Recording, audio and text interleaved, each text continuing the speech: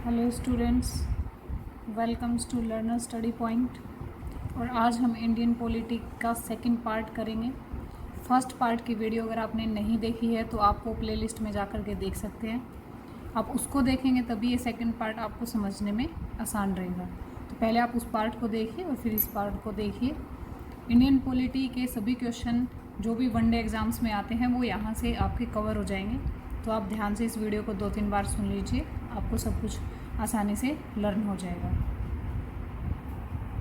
Students, last part में हमने देखा था कि संविधान क्या है, इसका अर्थ क्या है, इसके कितने प्रकार हैं और संविधान कहाँ से लिया गया है, कितने दिन इसको बनाने में लगे, सब कुछ ही हमने फर्स्ट पार्ट में पढ़ा। फिर हमने कैबिनेट मिशन 1946 के बारे में जाना था कि किस तरीके से लेबर पार्टी और कंजर्वेटिव पार्टी ने भारत के सामने 2 प्रस्ताव रखे थे। उसके बाद हमने पढ़ा था कि कितने सदस्य संविधान सभा के गठन के समय थे और कितनों ने उसके ऊपर हस्ताक्षर किए थे। ये सब आपको फर्स्ट पार्ट में मिलेगा। पहले आप फर्स्ट पार्ट को पढ़िए, फिर आपको सेकंड पार्ट आसानी से समझ में आएगा। चलिए स्टूडेंट्स, आज हम सेकंड पार्ट इंडियन पॉलिटी का स्टार्ट करते हैं। तो अब हम देखते हैं ड्राफ्ट कमेटी। ड्राफ्ट कमेटी में क्या था कि संविधान सभा के सदस्यों के द्वारा 29 अगस्त 1947 को इसका गठन किया गया था। 1947 को इसका गठन किया गया। तो ये क्वेश्चन है कि ड्राफ्ट कमेटी का गठन कब किया गया था? 29 अगस्त 1947 को। Doctor B R. अम्बेडकर जो थे इस कमेटी के चेयरमैन थे और इस कमेटी में 7 सदस्य थे और एक चेयरमैन। तो चेयरमैन कौन थे इस कमेटी के? Doctor B R. अम्बेडकर। और उनके अलावा कितने सदस्य थे? 7। फिर है कि डॉक्टर बी.आर. अम्बेडकर तो इनके इस कमेटी के चेयरमैन थे, उनके अलावा कौन कौन आदमी इस कमेटी में थे? तो वो थे पहले गोविंद वल्लभ पंत, कन्हैया लाल मुंशी और अलादी कृष्ण स्वामी, एन गोपाल स्वामी अय्यर, बी.एल. मित्तर, सादुल्ला और डी.पी. खेतान। वैसे ये 7 है, स्टार्टिंग में 7 थे लेकिन लास्ट में 6 हो गए थे। इनमें से जो एन गोपाल स्वामी अय्यर हैं इन्होंने छोड़ दी थी कमेटी बीच में ही। फिर है कि भारत का पहला जज जो इंटरनेशनल कोर्ट में रहा वो कौन थे? बेनेगल नरसिंह राव। तो ये भी क्वेश्चन है आपके लिए कि भारत के पहले जज जो इंटरनेशनल कोर्ट में भी रहे उनका क्या नाम है? बेनेगल नरसिंह राव। फिर है कि 2 साल में लगभग 200 संशोधन संविधान में किए गए हैं। तो ये क्वेश्चन आपसे पूछा जा सकता है कि स्टार्टिंग में, संविधान बनने के स्टार्टिंग में के 2 साल में उसमें कितने संशोधन किए गए? तो उसमें कितने संशोधन किए जा चुके थे? 200। फिर है आपकी कमेटीज़ ऑफ कॉन्स्टिट्यूशन असेंबली की एक साइड आपकी कमेटी और उनके चेयरमैन। ये इंपॉर्टेंट है कि कौन सी कमेटी की चेयरमैन किन को बनाया गया था। तो फर्स्ट है यूनियन पावर कमेटी जिसके चेयरमैन थे जवाहरलाल नेहरू। सेकंड है यूनियन कॉन्स्टिट्यूशन कमेटी, इनके भी चेयरमैन कौन थे? जवाहरलाल नेहरू। फिर थर्ड आई ड्राफ्टिंग कमेटी, इनके chairman doctor B R. Ambedkar. Fourth ही प्रोविंशियल कॉन्स्टिट्यूशन कमेटी, इनके थे सरदार वल्लभ भाई पटेल। फिर एडवाइजरी कमेटी, इनके भी सरदार पटेल। फिर रूल ऑफ प्रोसीजर कमेटी, इनके चेयरमैन बनाए गए doctor Rajendra Prasad. Ad hoc committee on national flag, तो इनके कौन थे? Doctor Rajendra Prasad. Ad hoc committee on the supreme court, तो ये थे S Vedacharya. Ad hoc committee on citizenship, ये कौन थे? एस वेदाचार्य। तो एक बार ये आप इधर से स्क्रीनशॉट लेकर के या नोट्स बना करके इन कमेटीज़ और इनके चेयरमैन्स को याद कर लीजिए या लिख लीजिए। नेक्स्ट आपका आता है कि संविधान सभा को डेवलपमेंट के लिए कितने चरणों से गुजरना पड़ा। मतलब संविधान सभा को डेवलपमेंट, विकास के लिए कितने चरणों से गुजरना पड़ा। तो फर्स्ट स्टेज कब आई संविधान सभा के डेवलपमेंट की? 6 दिसंबर 1946 से 14 अगस्त 1947 तक ये फर्स्ट स्टेज चली। सेकेंड स्टेज 15 अगस्त 1947 से 26 नवंबर 1949 तक। और थर्ड स्टेज चली 27 नवंबर 1949 से मार्च 1952 तक। जब संविधान लागू किया गया था तब इसमें, जब हमारे देश में हमारा संविधान लागू किया गया था तब इसमें 22 भाग, 395 अनुच्छेद और 8 अनुसूचियाँ थी। इसमें से एक क्वेश्चन जरूर पूछा जाता है कि जब संविधान लागू हुआ तब इसमें कितने भाग थे? तो कितने पार्ट्स थे? 22। अनुच्छेद कितने थे? 395। और अनुसूचियाँ कितनी थी? 8।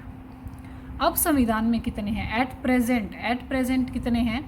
25 भाग हैं, 3 बढ़ गए हैं, 465 अनुच्छेद हैं और 12 अनुसूचियाँ हैं। ठीक है, तो अब आप इसमें से कंपैरिजन देख सकते हैं कि कितने भाग बढ़ गए, कितने अनुच्छेद और कितनी अनुसूचियाँ।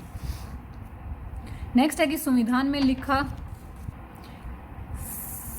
में लिखा गया था कि भाग और अनुच्छेदों की संख्या को घटाया और बढ़ाया नहीं जा सकता, इसलिए इनको सब आर्टिकल करके इनको लिखा जा सकता है। क्या है कि जो संविधान में पहले जो अनुच्छेद थे और जो अनुसूचियां थी उनको हम ज़्यादा नहीं कर सकते, मतलब 22 भाग थे, 395 अनुच्छेद थे और 8 अनुसूचियां थी, तो वो उतनी ही रह सकती हैं। लेकिन इनको घटाया और बढ़ाया कैसे गया है, इनको सब आर्टिकल्स दे करके। जैसे मान लो फर्स्ट पार्ट है तो first A, first B, first सी, ऐसे करके ऐसे ही अनुच्छेद में फर्स्ट आर्टिकल, सेकेंड आर्टिकल, ऐसे ए, बी और सी इनके आगे लगा के इनको बढ़ा दिया गया है। तो सब आर्टिकल्स को जोड़ करके जो अब संविधान में है वो है 25 भाग, 465 अनुच्छेद और 12 अनुसूचियाँ। अब हमारे पास नेक्स्ट क्वेश्चन आता है कि भारतीय संविधान की प्रस्तावना को क्या कहा जाता है।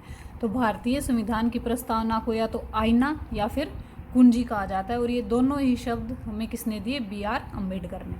देखिए ये इंडियन पॉलिटी वैसे तो एक अथाह सागर है, हम इसके बारे में कभी भी पूरा नहीं जान सकते, बट जो मैं आपके सामने लेकर आई हूँ ये बहुत लिमिटेड है कि इससे बाहर नहीं आएगा। आई थिंक ये मैंने बहुत सारे एग्ज़ाम्स को एनालिसिस करके उनके अकॉर्डिंग उनको देख के वहाँ से खोज करके आपके लिए ये वीडियो बनाई है। नेक्स्ट है कि भारतीय संविधान के हृदय और आत्मा किसे कहा जाता है। तो हृदय किसे कहा जाता है, आर्टिकल्स 32 फंडामेंटल राइट्स को। किनको कहा जाता है, आर्टिकल 32 फंडामेंटल राइट्स, मानवाधिकारों को। ये बातें डॉक्टर BR अम्बेडकर ने कही थी। ये किसने कही थी ये बातें, डॉक्टर BR अम्बेडकर ने।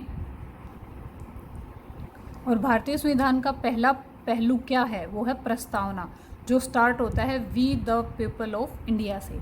तो ये दो क्वेश्चन हो गए कि भारतीय संविधान का हृदय और आत्मा किसे कहा जाता है, आर्टिकल 32 फंडामेंटल राइट्स को। और पहला पहलू क्या है भारतीय संविधान का, वो है प्रस्तावना, जो स्टार्ट किस वर्ड से होता है, we the people of India. प्रस्तावना में क्या लिखा गया, प्रस्तावना में लिखा गया प्रभुसत्ता, गणतंत्र, लोकतंत्र शब्दों को महत्वता दी गई है। प्रभुसत्ता का मतलब क्या होता है, जब भारत स्वयं के फैसले स्वयं ले सके, किसी और का अधिकार भारत के ऊपर ना हो, उसे बोलते हैं प्रभुसत्ता। गणतंत्र और लोकतंत्र ये शब्द भी प्रस्तावना में जोड़े गए हैं। लोकतंत्र, डेमोक्रेसी। लोकतंत्र क्या होता है, जब भारत की जनता वोटों के आधार पर भारत के मुखिया को चुनती है तो उसको हम क्या बोलते हैं, लोकतंत्र।